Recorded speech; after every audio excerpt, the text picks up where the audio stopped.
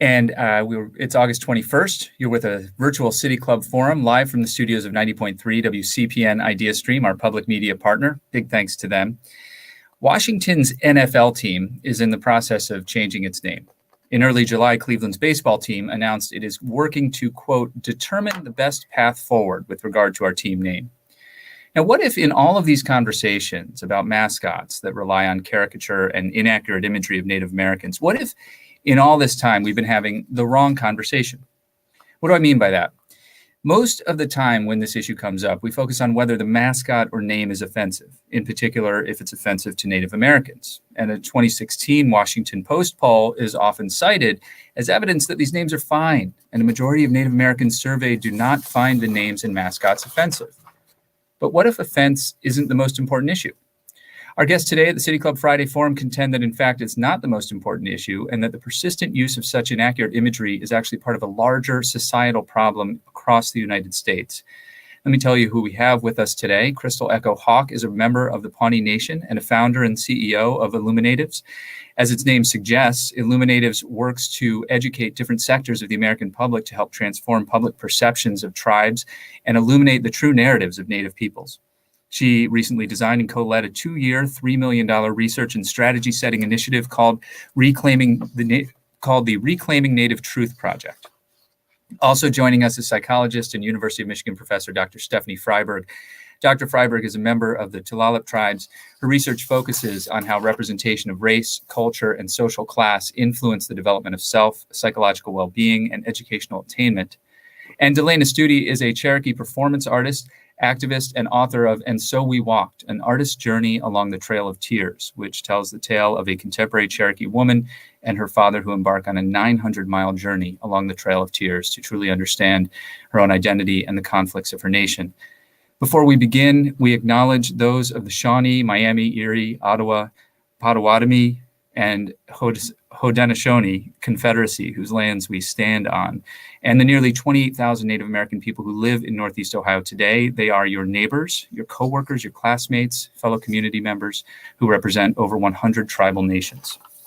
As in every City Club forum, you can participate with your questions. Please text them to 330-541-5794. That's 330-541-5794.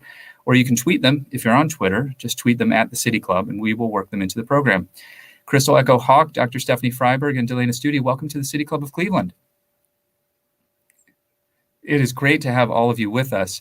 And I want to start, Dr. Stephanie Fryberg, with you. I'd like to start with you and your research. And so I laid out this question earlier. Why is the focus on whether mascots or names offensive the wrong thing to focus on? They're the wrong thing. Excuse me. They are the wrong thing because there's decades of research showing the psychological harm of using Native mascots for Native people, Native children, but also for intergroup relations between Natives and non-Natives. Say more about that, please. Well, so if we start at the individual level, so the effect for Natives, we know that the use of Natives as mascots decreases self-esteem, community feelings about one's community, achievement-related future goals, depression, suicide ideation. I mean, the number of psychological costs for Native people are tremendous. It also increases stereotyping of Native people, discrimination against Native people. It also increases discrimination against other people of color. So there's, in terms of non-whites, there's just no benefit to this. And then intergroup relations, it decreases the quality of interaction between Natives and non-Natives. Why do we focus on this idea of offense, of whether or not something's offensive, when the scientific research seems to point in another direction? Well, I think honestly, it's about justifying behavior. So attitudes are one way in which we've been able to take a very American, very individualist view of this.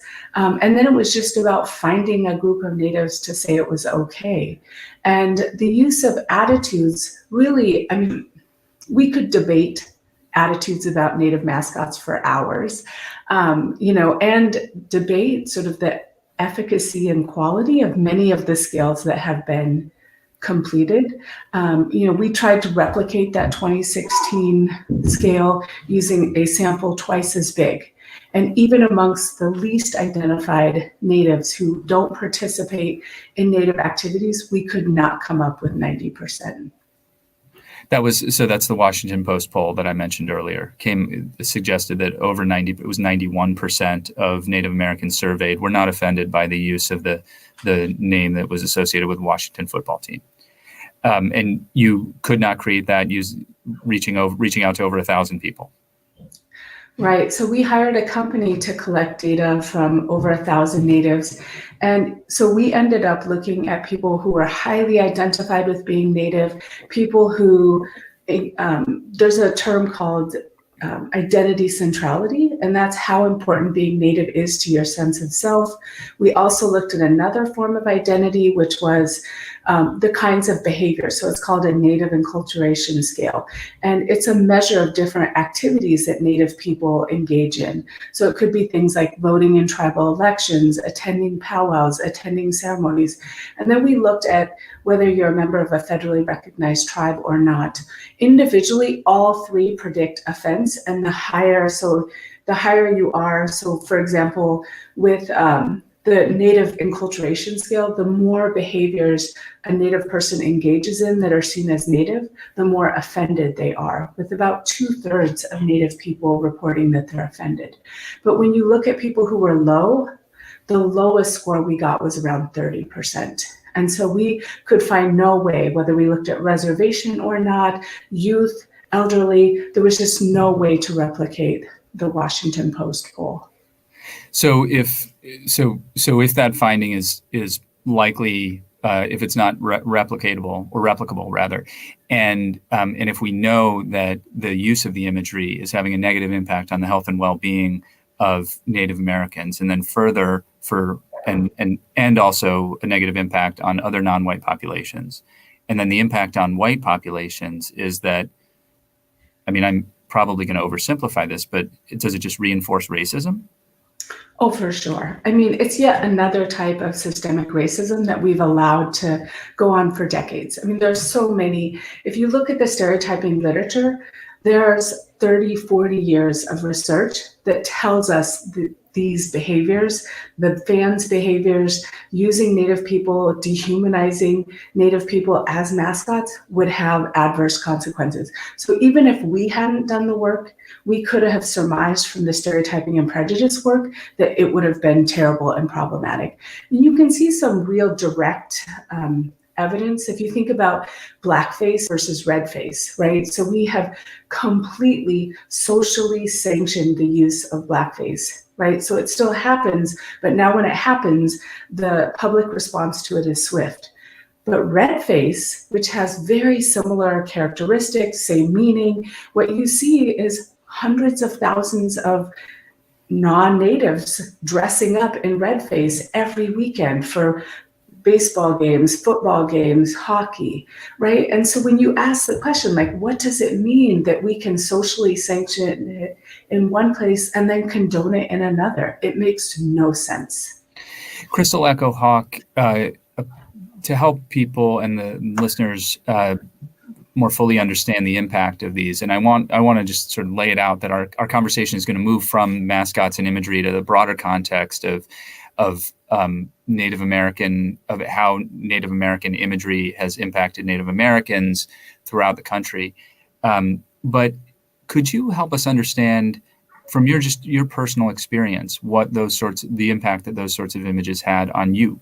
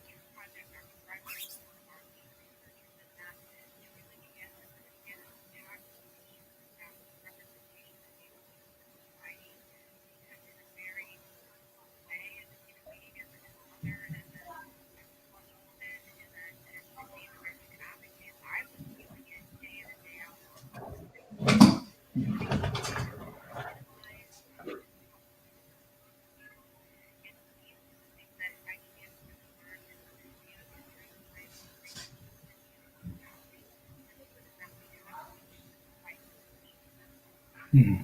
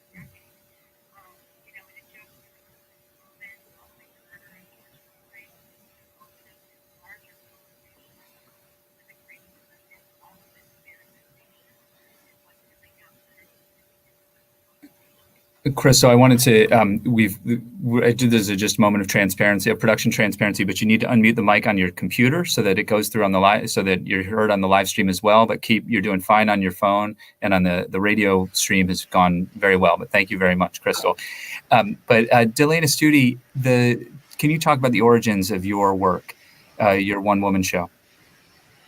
The origins of my work began here in Cherokee Nation, formerly known as Eastern Oklahoma. I was taught advocacy at a very young age. When I was in kindergarten, my kindergarten teacher during the first Thanksgiving story was talking about the Pilgrims and Indians. And when I raised my hand and said I was an Indian, she said Indians were extinct.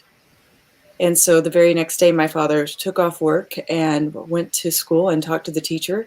And realizing that nothing would be changed unless we change it from the inside, he ran for and was elected to the school board.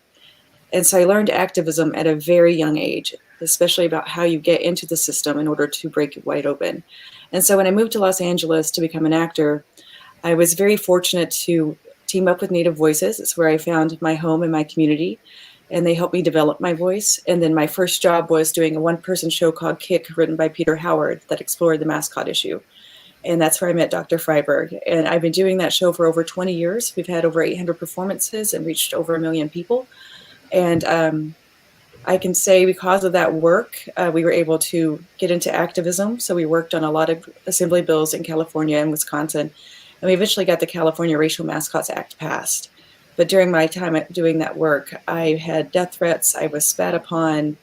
I had people tell me that they were more Native than I was, or they knew more about Native people than I did, and that their tribe was better than my tribe. And that was non-Native people speaking from behalf of their schools that had Native mascots. That doesn't make any sense. I know. So that piece of legislation in California, I think most Ohioans are probably not familiar with it. Can you explain what it accomplished? Well, in 1998, LAUSD, so the Los Angeles Unified School District, eliminated all racial mascots from their public schools. In 2017, several years later, after many attempts, we were finally able to pass the California Racial Mascots Act, which basically eliminates the R word from mascots in California. We're still fighting to eliminate all racial mascots. I believe no person, no living being, no ethnic group, no race should be used as a mascot.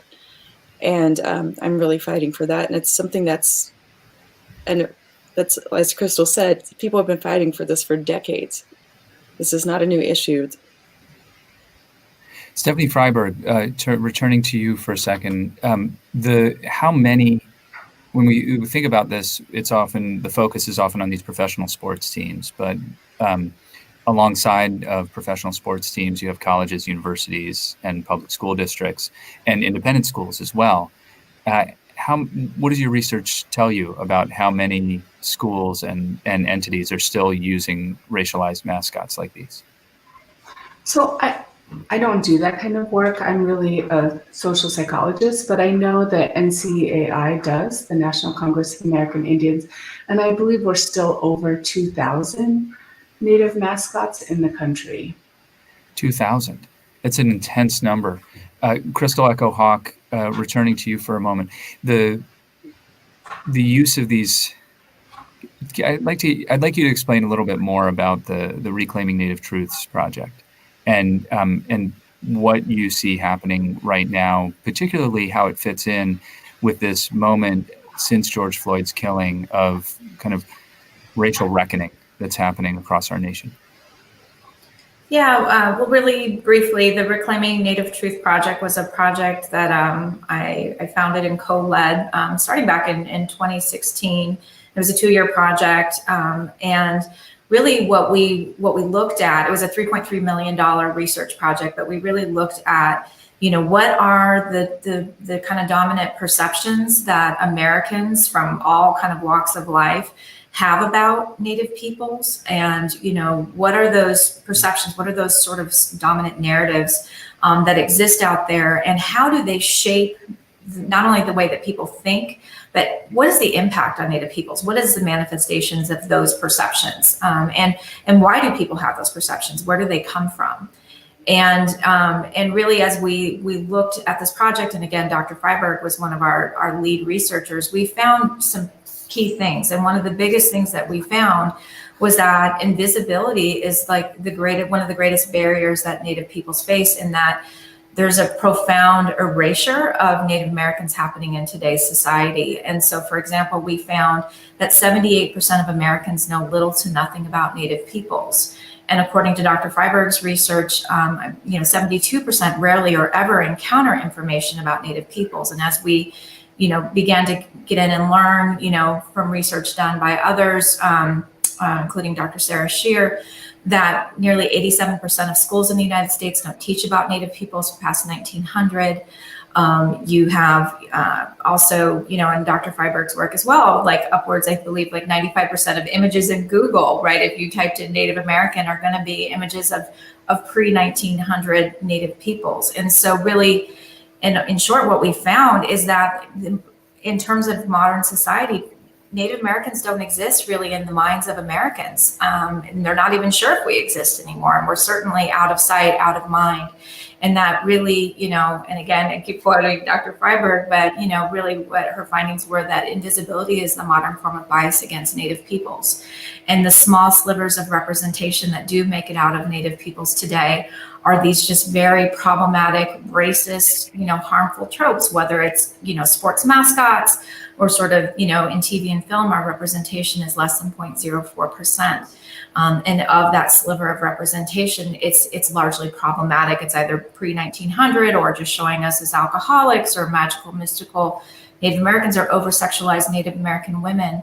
And so we really began to understand, as we began to move our research and understanding, that those perceptions inform the way that Americans not only think about us, but the way that we're treated. And we found really disturbing ways in which, that influences judges, the decisions made in the federal courts, to how decisions are made in Congress and other parts of society. And so, again, these aren't issues of just political correctness, right? Perceptions and what we believe in our minds, whether it's an implicit bias or explicit bias, really impacts the decisions and the way that we treat people. And we see that this, really the invisibility and these toxic stereotypes and things like sports mascots really fuel bias and racism against Native peoples. And so when we look at this moment in this country where we're having a reckoning around systemic racism, we need to understand that racism manifests itself in all kinds of ways, whether it's in police violence against people of color, including Native peoples, but in other ways in which, you have more systemic racism and institutionalized racism in this country. If you're just joining us, we're having a conversation with 3 leaders and national leaders and researchers and activists and actors and artists, and they play all sorts of roles. 3 women who are all Native American, we're using essentially these conversations, these national conversations about the use of mascots as an opportunity to think more broadly about the role of imagery in American consciousness today. Crystal Echo Hawk is founder and CEO of IllumiNative. Dr. Stephanie Fryberg is with the University of Michigan. She's a social science professor there. And Delanna Studi is a writer, activist, and artistic director of Native Voices at the Autry Museum of the American West, and a one-woman performer as well in several shows. And Crystal Echo Hawk, do you have, having worked on this for as long as you have, do you have optimism now that you haven't had before? Does it feel like we're in a different sort of moment? we're absolutely in a different moment in this country. I mean, and it's crazy. I'm almost speechless that it took the murder of George Floyd, right, and this national conversation, this catalyst of this moment that we're in, to really begin to center this conversation about systemic racism and to really understand the way that it impacts the lives of Black people all over the country, but Native Americans and people of color all over this country. And I think we're in a really unique moment. I think when the surge happened around the Washington football team, and to see that quickly happen, to see the Cleveland baseball team do the right thing and put this under review, immediately, in some of these conversations that are now happening in many different levels outside of sports mascots. I think that I do have a lot of hope. I think we're in a really new and different moment, and there's no going back. And I can tell you that as Native peoples and, with Black and people of color all over this country, enough is enough. And we need to really have these conversations about what systemic racism is, how we address it, and that, we need a new norm in which this is not about condoning things that are harming people because of the color of their skin. So yes, I do feel very hopeful. Delanna Studi, do you share that optimism? Absolutely. And you can see it in Los Angeles in the industry. We have a lot of new TV shows that are coming out that are being written by Native Americans, that are being produced by Native Americans, that are starring Native Americans. And that's always a step in the right direction, because representation does matter, and it's important for our youth to see themselves on stage or on screen and to know that their culture is valid and that their voice is valid. And so that's what we're trying to do in Los Angeles and across the industry. But I do believe that we are on the right path. I believe that we are realizing how to become allies to each other. And I believe this current situation has allowed us to amplify our voices and realize how strong we are when we stand together. Stephanie Fryberg, as a researcher who has been focused on this, and in particular on the power of representation and narrative and imagery. A piece of this has, in Cleveland and Cuyahoga County, as well as Columbus, Ohio, racism has officially been declared a public health crisis. And that mirrors similar declarations in other places around the country, which strikes me as Brian Stevenson would say, it is changing the narrative, right? It is a new story, and it is a narrative in which I think people who have been oppressed are seen, and their narrative, their story is now being reflected in policy. Does that have the potential? Do you see that having, even the declaration, even the words themselves, as having the kind of impact that you want to see? I do. I still think there's some work to do, and I just want to reiterate, yes, I absolutely feel like we're on a good path, but one of the ways in which we've undermined the issues in America is that we've made race about certain groups. Some groups get discriminated against, others don't. And we've created a situation in which we're all sort of fighting for someone to pay attention. And I think the problem is that racism is not about Black people in America or Indigenous people in America or Latinx people in America. Racism is about the person who holds those beliefs and the systems we have in place that uphold them. And I think the shift around the George Floyd murder in this country was a huge narrative shift about racism. Before that murder, the people insisted that it was about a few bad apples, so to speak. There were people who were racist, but everybody else was fine, which ignored the way in which racism was built into the system, the ways that communities of color experienced poor schools, less resource schools, less quality healthcare. There's been so much wonderful discussion in the news through the Democratic National Convention, people trying to really speak up and say what it means that we don't see the system, and understand that when we look at COVID-19, for example, right, There's some recent research suggesting that Native people are 3.5 times more likely to both get COVID-19 and to die from it. And I think this is really important because you might think it's something, if you think it's about individuals, then maybe our systems are just not as strong, our constitution. But in fact, what we know is it's tied to bigger issues, access to healthcare, access to testing, there's just so many bigger issues. And so I think as we start to build solidarity amongst groups, that's when we really start to make a difference in the system, and we make changes that can impact schools, the media, the legal system, and that's absolutely what needs to happen. Stephanie Fryberg is a professor of social transformation and university diversity and a professor of psychology as well at the University of Michigan. It's a lot of different titles you have, Dr. Fryberg. It's okay. No need to apologize. I apologize. Crystal Echo Hawk is also with us. She's founder and CEO of IllumiNative, and Delanna Studi, performer, writer, activist, and artistic director of Native Voices at the Autry Museum of the American West. They are our guests at your City Club Friday Forum this week. If you would like to join us with a question, please text it to 330-541-5794. That's 330-541-5794. Or if you're on Twitter, you can tweet it at the City Club, and we will work it into the program. A question I'll throw out to all of you that came in, related to a question we just asked. Since Cleveland City Council declared racism a public health crisis, shouldn't they and Mayor Frank Jackson call on the Cleveland Indians to change their team's name? Who wants to take it? Crystal Echo Hawk. I think we all say yes. Everybody should be calling on the team to change the name. But absolutely. I mean, that is such a powerful pronouncement. And really, again, as Stephanie's saying, like, this is a huge shift in society in the way that we're beginning to really understand and look at racism, and to really, yes, understand that racism does impact health, right? And you have racism that has long unfolded and in all kinds of ways associated with the Cleveland, baseball team, and looking at some of the behaviors. And it was a great step in retiring Chief Wahoo. But let's get it all done, right? And I think everybody, the mayor's office, the city council, every citizen, right, there should be really stepping up, saying the time is now, right? We have an opportunity to really be on the right side of history. Dr. Fryberg, there are some people listening right now who are probably asking themselves, what's wrong with the word Indians? Aren't we honoring Native Americans and their spirit by naming a team, that we hope will win, after their people? So can you unpack it for us?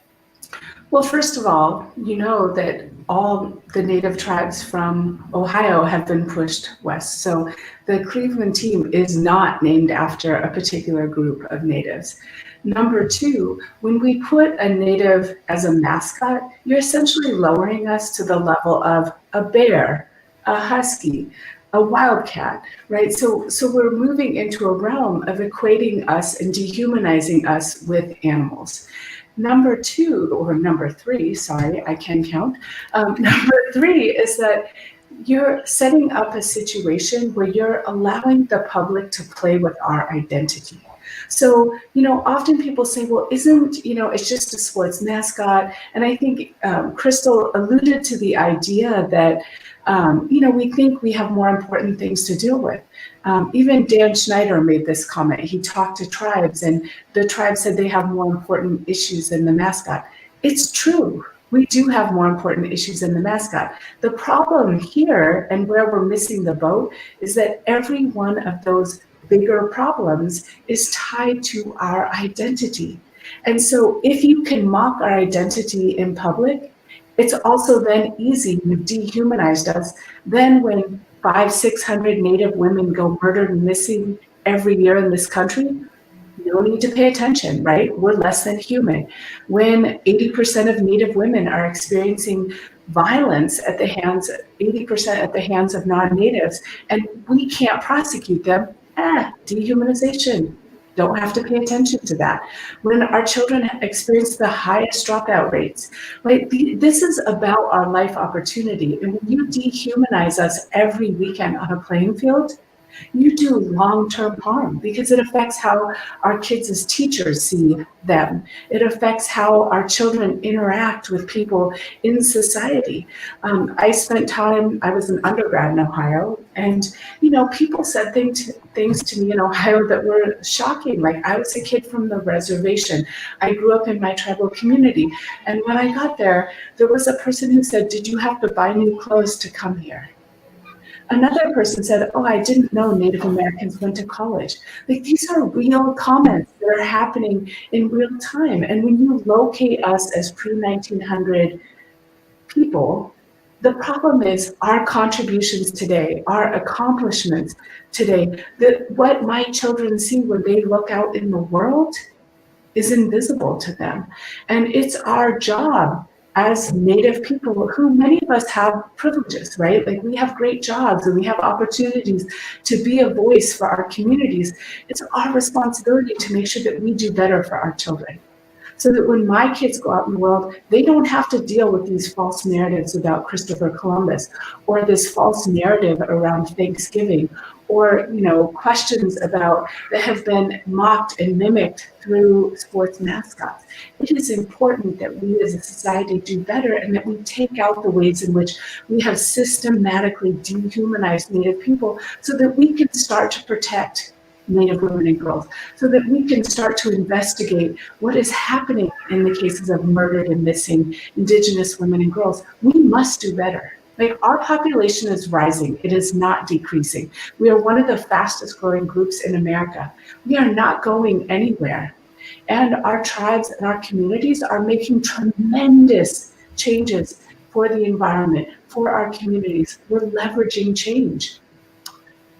I think more and more we are going to take that stand, and we have come together as a people across tribes, across communities, to demand better. And I think this is one step, and that Cleveland is having this conversation is so important. In many ways, it makes me feel like the city is joining us in this effort to do better. And I appreciate that, and I value that. And I'm thankful both to the city, to the fans of Cleveland, that they're considering the idea of being advocates for contemporary Native people. Delanna Studi, you look like you have something to add here. Well, no, I completely agree with Dr. Fryberg, and honestly, I could listen to her and Crystal speak all day and just be in awe. So thank you both. But I always think about the mascot issue as what Stephanie was saying. It keeps us in the past. It doesn't let people see us as a modern, thriving society that actually contributes to America. It's a part of our shared American history. And for me, it really hits home because I am the first generation in my family not to go to an American Indian boarding school. My father is an American Indian boarding school survivor. He is a first speaker of his language, and he went to a school where they tried to beat the Indian out of him. And so in order to protect me, my father withheld information from me because he didn't want me to suffer the same experience. And when I think about all the things that happened to our people and how we've fought so hard to keep our language and our culture alive, and then it's used as someone's game. They use it to play pretend. And it was something that was taken from us, that up until 1978, we weren't allowed to practice our own religion or our ceremonies. And yet they go out on a football field or a baseball field in the costume, not the regalia, but the costume. And they play Indian when we weren't even allowed to be Indian. And that's what really hits me hard. We have fought so hard to be here. And I'm very grateful that communities are actually listening right now, and they're wanting to have these difficult conversations, and they're reaching out. We want you to do that.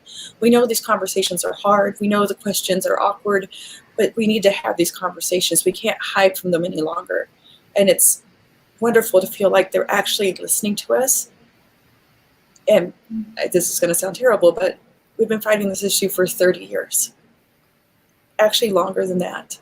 And even if the city of Cleveland doesn't come to see our way, we will keep this fight. That's what we do. We are resilient people. America has tried to get rid of us so many times, and we are still here. And as they say, we are not going anywhere. There's another question from the audience. Can any of the panelists answer why we have teams and mascots named after Native people in the first place? That's a Dr. Fryberg question. Really, it's a Phil Delauria question, but I'm happy to do my best Phil Delauria interpretation. I mean, it really comes back to history and what it means to exist. So if you look at settler colonialism, it's really about the relationship that colonists, when they come to a new land, have with the original inhabitants. And so it's rarely the case that they come and say, oh, let us join our culture and be part of them. That's never how it works. It's usually about eradicating. And there was a tremendous effort to eradicate Native people on this continent. I mean, I've seen numbers from, there were 15 million Native people in this continent when settlers first arrived, or I'm sorry, the colonists first arrived and tried to settle here. But now, you know, we're looking at 1.5 million. At one point, we were less than a million. And what happens is, if you can't get rid of them, then what you try to do is erase them. You put them in reservations, you set them off, and essentially you erase what they have done today. And so a lot of what we are talking about today is, when you do that, you also create these narratives that allow you to feel good about your history. And so there's tremendous scholars, Shanina Loma-Waima, Teresa McCarty, who have written about how schools have become these identity safe zones. So we only want to teach the history that makes American children feel good about who they are as American and not feel bad. And so what we do is we tell history as though it started after a certain day, rather than recognizing the ways in which it's really part of the system. It's part of that process. And so playing Indian is essentially what people are doing. Like when I was a child, the NFL had the Dallas Cowboys and the Washington team played on Thanksgiving. Then there was a point when people were like, you know, that's really not cool, like that's not. And so they changed it, but didn't actually get rid of those, the team, or really the diaspora that's created by playing Indian in those ways. And so it's really about playing Indian. It's about getting to embrace a narrative of positive representation, and we do it in so many different ways. And you know, one of my most frustrating moments in schools with my children has been around Columbus Day and Thanksgiving. Right? Those are false narratives. They are designed to allow Americans to feel good about their relationship with Native people, ignoring the true atrocities. Christopher Columbus, one of the most brutal colonizers in history, I mean, didn't land on this continent, let's be clear, but the Taino people who experienced his brutality, he was jailed in his time for the atrocities that he committed. And so Thanksgiving, I refuse to allow my family to do Thanksgiving. My children don't know Thanksgiving. We don't celebrate it, because once you learn the true history, Thanksgiving was designed to celebrate peace around the death of hundreds of Native people. And so, you know, the reason mascots, it's just one more way to play Indian. That brings to mind, well, there's a lot of questions, and it's and the challenge it presents is really significant, but this next question may help. This comes from a listener who's on Twitter, who writes, I'd love to ask the panelists how non-Native people can be allies. What actionable steps can we take to help end the use of racist mascots and raise the positive profile of Native Americans? But beyond that, I mean, I think beyond that, I mean, is it, if I continue as a white male, if I continue to have a Thanksgiving celebration with my family, am I being the worst ally ever? Yes. Sorry, that's my opinion. I mean, I'm just going to jump in. Go ahead. That, you know, being an ally means you have to hear our voices and you have to lift them up.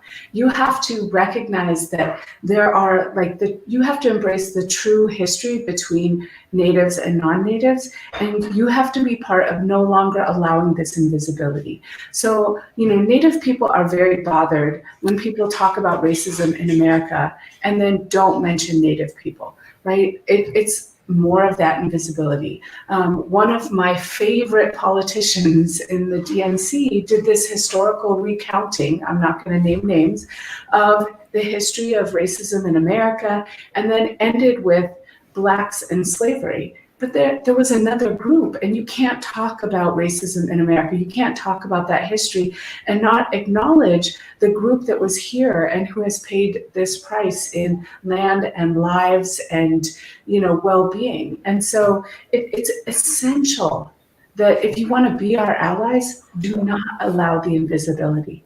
Rise up with us and give our people voice. Hear the narrative we are asking you to tell. Recognize the contributions we're making to contemporary society. 1.5 of every 100 people in this country is Native. And that should mean something. But until we rise up and allow our own voices to tell the more accurate, the more true story, we're going to continue this romanticization and very much not going to have good relationships between Natives and non-Natives. Crystal Echo Hawk, what additional actionable steps? Well, I think, to build on what, Dr. Fryberg just said, we need our allies to stand shoulder to shoulder with us, but they need to listen. And I think that's really what the moment has been for so many people as we've gone through this reckoning over the last few months, is that part of this is listening, it's learning.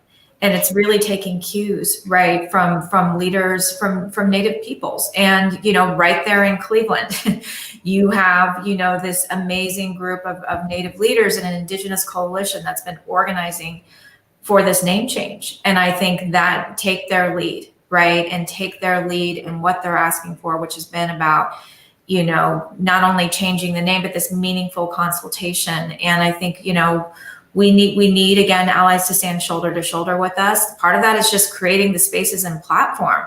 Pass the mic, right? We don't need anyone to speak for us. It's about elevating. It's about that visibility that Dr. Fryberg was talking about. And really, I think as all of us are moving in different spaces, whether we all go to work, we work for companies, we work for nonprofits, we show up in different ways in our lives. And I think it's just really looking at those opportunities about, as you're moving through, how do you create space? How do you create space knowing that there's these issues of invisibility? How do you create space for education by Native peoples, about contemporary Native peoples? How do you look at the policies within your institutions, right? And how are they perpetuating erasure and discrimination and other things? I think it's really, there's so many things on such even a micro level that you can do to be a good ally. Delanna Studi, you have worked a lot as an activist and advocate, specifically on legislative change, and I'm sure that's an area, a sphere in which a lot of our listeners are kind of comfortable, like writing letters, emails, and making phone calls. Talk a little bit about what allies can do. Well, first off, know whose land you're on. I believe that you need to know who occupied your land before you, who were the original inhabitants, and then find those communities and find out how you can help them, how you can amplify their voice, what you can do to serve them. And honestly, when I first moved to Los Angeles, that's what I did. I'm Cherokee, and people are not from Oklahoma. We were pushed here. We're currently on the land that once belonged to the Caddo, the Kickapoo, the Osage, the Ochechi, Socoan, and now the Cherokee are here. And it's a very complicated history. But know whose land you're on. Find out. Find those natives. Find out what's going on in their community and how you can help them. It's all about having these conversations. It's also about acknowledging the past. And just by acknowledging the past doesn't mean that we're holding you responsible for what your ancestors did. That's not what that means. It's just quit trying to hide what really happened on this continent. Quit trying to erase our history. And because when you erase our history, you also erase our future. Well, and also, there are models. The history of the United States, the history you refer to, is the history of the entire United States. It's not just the history of the victims. It is the history of the victimizers and those who perpetrated the atrocities. But there are models too around the world of nations who reckon appropriately with their past. Germany is really known for memorializing very publicly its past. Stephanie Fryberg, I know that you haven't studied that in particular, but as a psychologist, as a social scientist, what impact can those kinds of reparative memorials and statements and public dialogues have for bridging these divides that have been created.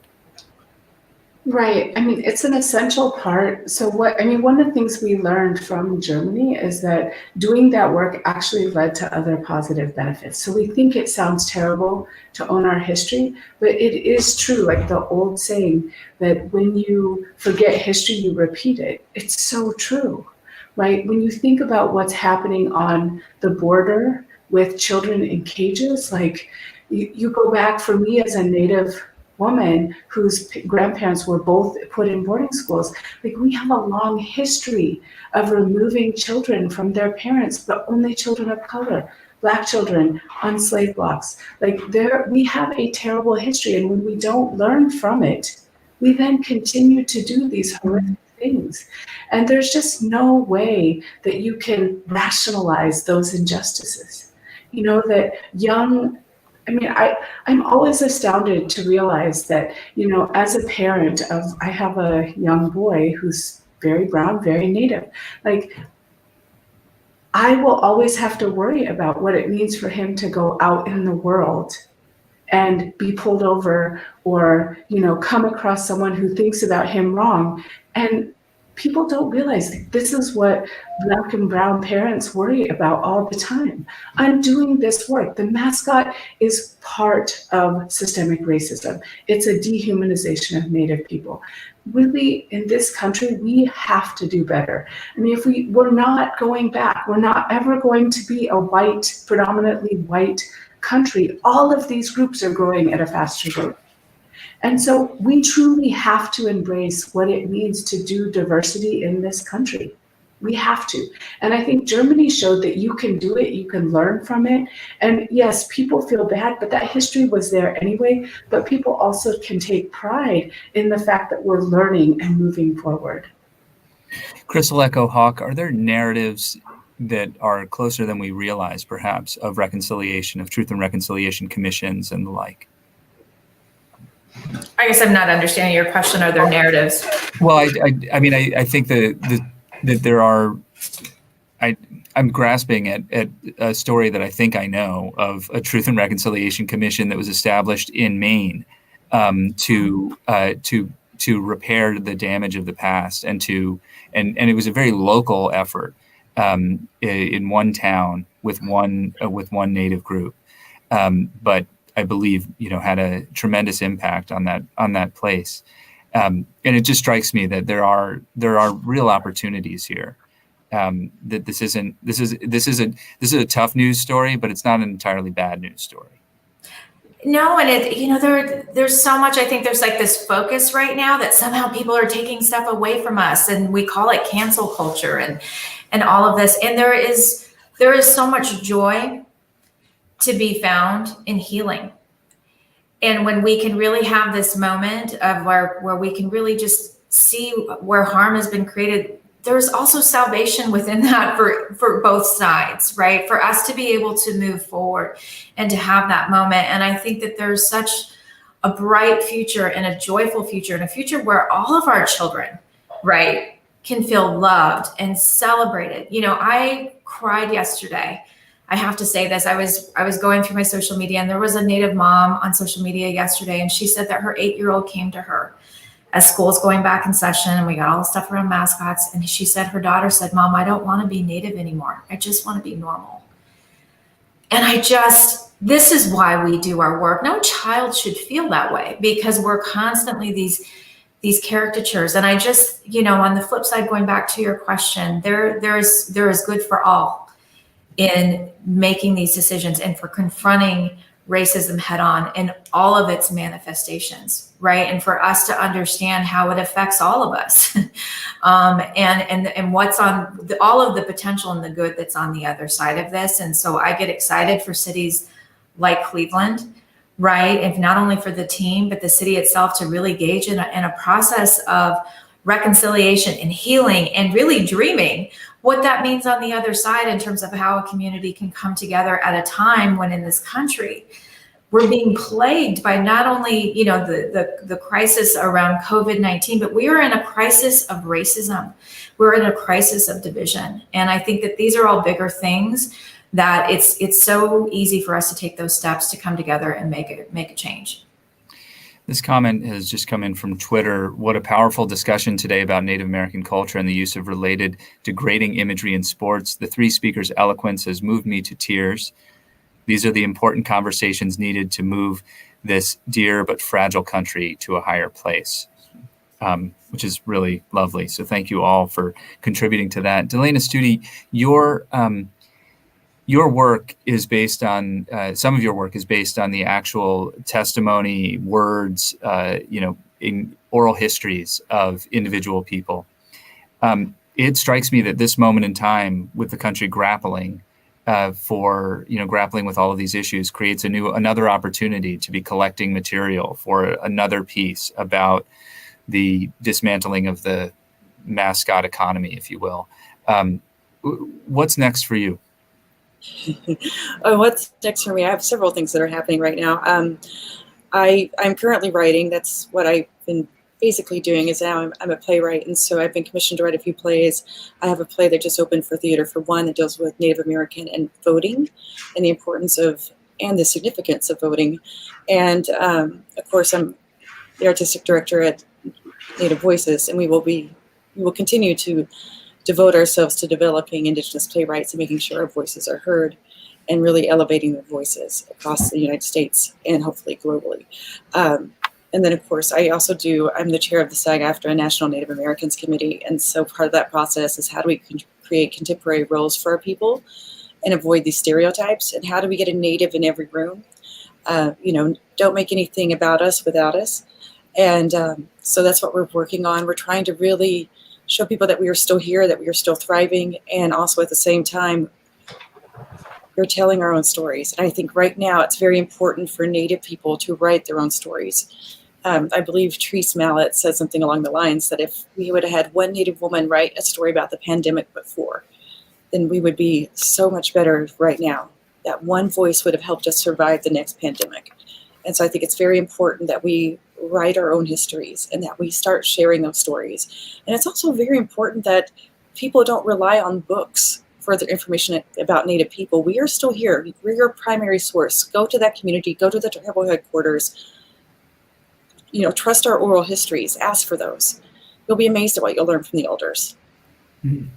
Well, there are also a number of wonderful books by Native authors as well.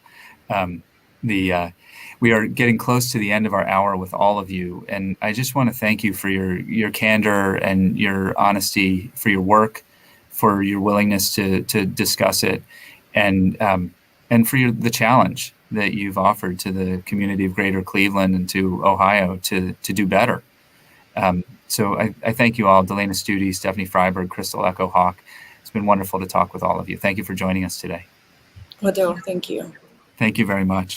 Crystal Echo Hawk is founder and CEO of IllumiNatives. Dr. Stephanie Fryberg is a professor at the University of Michigan, where she teaches psychology and social transformation. And Delanna Studi is a performer, writer, activist, and artistic director of Native Voices at the Autry Museum of the American West. I want to thank also City Club member Cynthia Connolly of the Little Traverse Bay Bands of Ottawa Indians, who helped us bring this forum together. Fittingly as well, our forum today is also the Karen Faith Witt and A.H. Weinstein Memorial Forum on the Persecution of Peoples. We thank them and their families for a generous contribution to our endowment. Thanks also to members, sponsors, donors, and others who support our mission to create conversations of consequence that help democracy thrive. You can find out more about them and how to join them at cityclub.org/thank-you. Next Friday, August 28th, we will talk with Cleveland State University President Harlan Sams about plans to safely bring students back to campus during the pandemic. And if you have other ideas about topics or speakers we should feature, please get in touch. You can find out more at cityclub.org. I'm Dan Moulthrop. Please stay strong. Please stay healthy. Please wash your hands, keep your distance, and wear a mask. Thank you for doing that. And stay close in your hearts if you can't be close in person. Our forum is now adjourned.